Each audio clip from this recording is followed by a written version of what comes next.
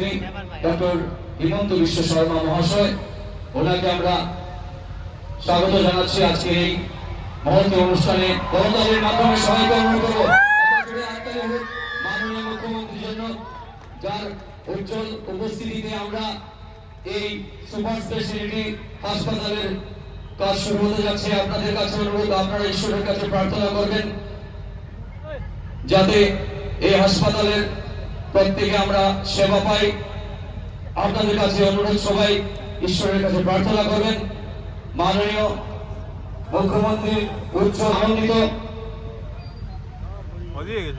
অত্যন্ত আনন্দিত যে বরাক উপত্যকার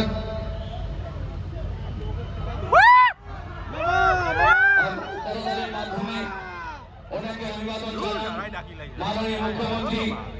এবার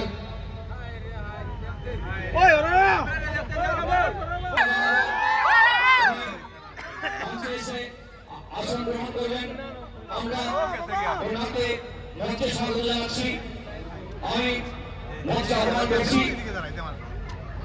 আমাদের আসনের সর্বকালের